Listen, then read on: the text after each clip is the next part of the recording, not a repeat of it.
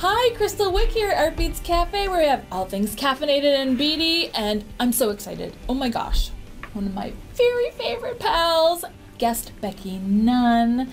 Becky Nunn's here in the house, and we're so happy to have you. I'm so glad to be here, Kristal. Oh my goodness. We love everything you have. Oh, thank you. Everything. Thank you.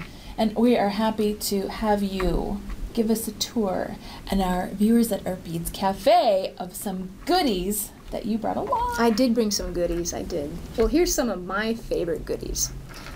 We have some cufflinks. These are fabulous, and they come in a circle, and they come in 3 different plates. Those are gorgeous. And also what I'm noticing on the back, there's the design. That's right. So if it flips over, or if people see, it's, oh, I love that. It's finished in the back as well as the front when you finish it. Yep, we like to pay attention to all the details. That's why we like you. The other things that we have are some ring shanks. These pieces are adjustable on the bottom side. Again, the pattern is on the back. Oh, nice. And then you can adjust them to whatever size that you are, but yet that adjustable part is hidden, so you don't see any of that part. Love that. We have those in a circle and an oval, and again, they come in 3 different plates. Those are great, and they come blank with nothing in them. Obviously, these are finished beauties that you have embellished. Right. Ooh, yeah. So they would love come, those. like you were seeing here, a blank bezel, but then you add your own creation, which is one of the great things about our product line. Whatever artist is doing, or whatever types of creations they work with, or beads, or epoxy, or any of those items, they all work. That's what I like. The resins are perfect for all of your components, and the 2-part epoxy clay. Right. Very nice. All Which of them. Epoxy, my book that just came out, some of these are in there. Oh, they are. There's excited. lots of fabulous projects in there by many different artists, and a lot of them used our findings. Yes, they did. Yeah. We love them. Another item that I have here is a line of what we call our screwback bezels, and this is great because you are able to use it onto any surface that you have. So if you have leather, or if you have fabrics, or whatever you want to do, you're able to use the bezel by punching a hole into the leather, screwing it in, and then trimming away your excess. And then you get to do any of the artwork that you have inside of those. And leather is so popular right now that, Right. oh my goodness, you could just make a billion of those and call it Christmas. And what's so nice about these is it's not limited to any certain size of leather or type of leather or even leather itself. It can be fabric. So any different types of applications that you can think of. Put them on your boots, or put them on your belt, or put them on That's great. all kinds of different places, your purse. Right. Then the other items that I have brought are beads. We have all kinds of different types of shapes of beads. Allows you to do things again with leather. You can do things with stringing. So there's many different shapes and sizes and several different plates. I love the colors. Like this whole palette right there with the mix of everything, the mixed metals. Love it. Very popular right now to be mixing them. Yes. And you have done a great job. Some are matte, and then some are shiny, and so whatever your little heart desires. Right. It has something for everyone. Then the other thing that I've brought along are some different types of our flat tags, and these are fantastic because if you're into metal stamping or resin or epoxy clay or any of those things, what it allows you to do is your artwork on these, and then you can insert it into the different findings so it fits perfectly inside of there. Oh, my so, goodness. you know, sometimes if you're doing metal stamping and you smack on one and it doesn't come out, well, you haven't wrecked it too deeply, you can always salvage this piece. I also like to do my resin work on this and then adhere it into the piece. That is another great application for those. We just had a lot of a request for people who were doing metal stamping, and they wanted to do like a circle, and then they punch their hole with their hole punchers afterwards. Right, at the end of the whole process. Right. Oh, that's really handy. Right. I'm glad you pointed that out, because people wouldn't know that that's what you do with those metal circles. And then the last thing I brought was some new bangles and a cuff bracelet. Look at that. These are great for, again, all of the different applications that your different artisans might be using, whether it's the epoxy clay, or whether it's resin, or whether they're using polymer clay. So you can use any different type of whatever your art form works, and you can make it uniquely yours. That is great. Embellishing to your heart's content. That's right. And you could put leather or the fish skin that's very popular right now. Yes, the fish skin is great. I've seen some fabulous designs with the fish skin as well. No kidding. Perfect for that. Oh, these are gorgeous. These are gorgeous, Becky. What do we have over here? What about these guys? So after, I brought the different components that we offer, I've brought some finish samples so that you can see them in action. Oh, look at those. Right. Look at those leather. I love the leather cuffs over here that are beat up. That was my husband's old belt. Was it really? Right? Are you kidding? Yep. Oh, talk about. I raided his closet. That one was really worn out. So this is, I used on this some cutting shears, and then used some of our flat tags right on the base of it with some micro screws, and just attached them onto there. This has a little design inside of it that just pops right in. Wow. So it's very simple to do.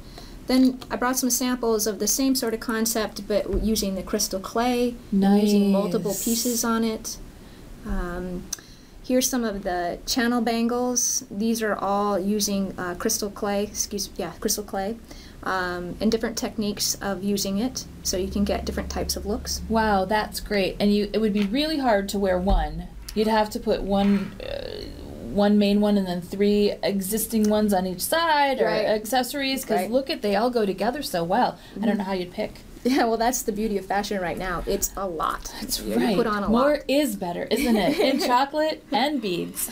And over here is an example of that same screwback bezel, and I did the epoxy clay inside of there with the coral chatons, and then drilled a hole right into this cuff bracelet and attached it right in. So you don't have to necessarily attach it always to leather. It can go onto any surface. That's great. And here are some examples of using the beads that I brought today. It also colorizing the beads with the epoxy clay as well. I was noticing that. I did it here and I did it here, but you can do it any color that you want. Oh wow! So it gives it looks like it's a real rustic effect by doing that, because you're adding in a touch of black. That's right. Oh. It just also makes it, again, uniquely yours, so that each person can have the same components but make it completely different. Right. Very fashion forward. Yep. Nice. And over on this one over here, we have many different samples of using the beads, using the macrame techniques that are so popular right now. Oh, yeah. Integrating the leather cording. So these beads have a 1.5 millimeter hole, so it fits that 1.5 millimeter leather. Nice. And just showing different examples of how you would use it there. And it looks really, really sharp on the leather because it completely pops. It looks sharp, and it is so much fun to work with. Ah, good to know. All of these components are just too much fun. Oh, we love them. We love them. Thanks for sharing, Becky. Thank you for having me. It's just so great to show you. Okay, I'm really excited. We have Becky Nunn in the house. Yay! She's in the Artbeads hood, and she brought us a really fun project called Becky's Bangle Bracelet. Yahoo! Becky, show us how to make this beauty. Look what I'm wearing here. Gorgeous. So this is using one of the wider channel bracelets, and what I did is mixed 2 different colors of epoxy clay, a black and a white, and created a simple bangle using just the end of a pencil. And if you have other types of household things that you could use in your kitchen to make patterns, some of the other patterns that I have done over here. Nice. Those are all the different things you can do. So it's like it's a duotone project. So you lay down the black first and then the white. Wow, it looks a lot more complicated than that when you take a look at it. That's what I love. I like anything that looks complicated, but it's easy. We do too. Immediate gratification-oriented girls. That's right. That would be us. Great. Well, this is wonderful. How about if you show us how to do it? I'd love to. Okay. So let me show you how to do this simple epoxy clay bangle. It's using the 1-inch size bangle, and I just have a simple pencil. I took the eraser off using a pair of needle nose pliers. So I just went ahead and pulled that off. It did take me a little bit of time to get in there and route out all of that pink eraser, and you want to do that so it doesn't get stuck into your clay.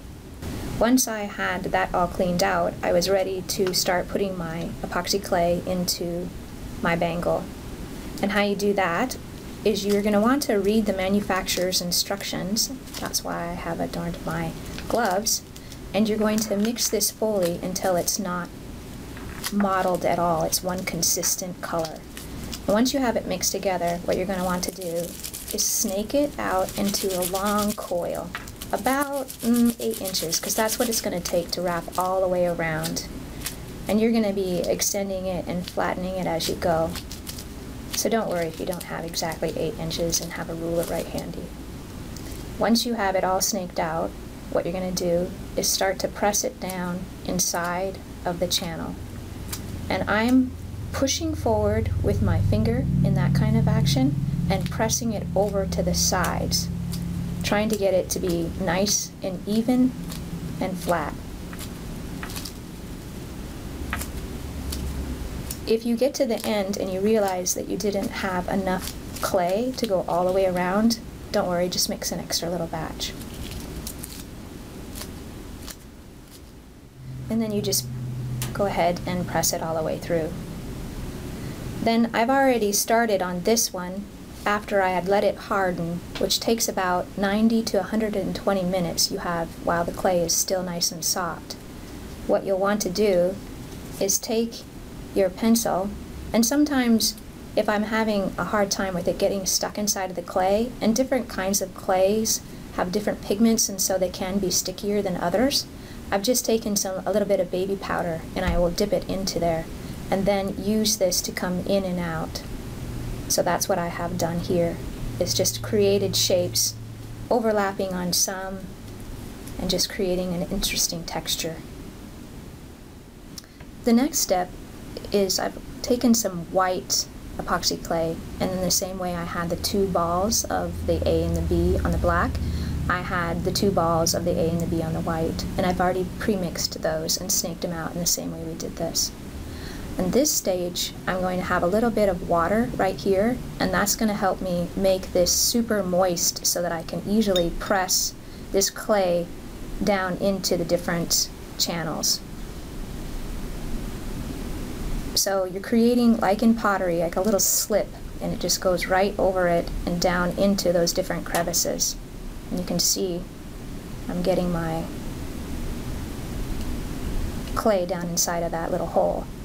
And this stage is kind of messy, but don't worry about it. You just keep on going through, and it'll look kind of like what you're seeing right now, but all I'm focused on is making sure that I have my clay down into those different various holes.